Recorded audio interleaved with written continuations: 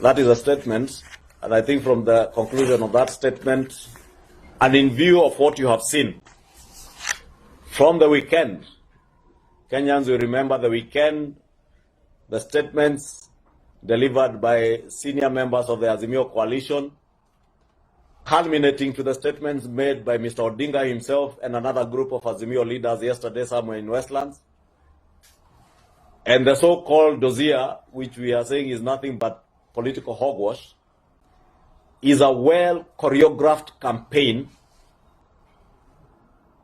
to try and incite Kenyans against the current administration, to try and incite Kenyans around the question of the cost of living, because, and you know where I sit with our colleagues in Azimio in the National Dialogue Committee, and you know that is a matter that has been on the table, and they probably think they can now use the masses to arm twist the Kenya Kwanza government to reintroduce fuel and food subsidies that were fueling and driving corruption that was benefiting those who were in power then.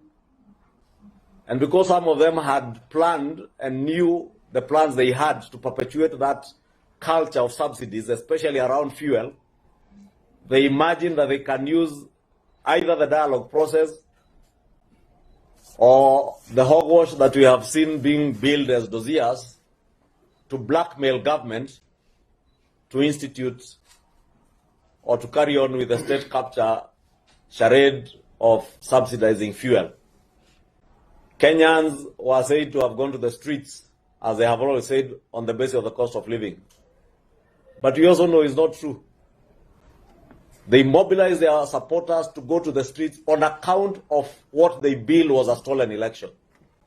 When that did not sell, they billed it as a fight for the cost of living, and you remember what they called the sufuria movement, putting sufurias on their heads, apparently because of hunger prices.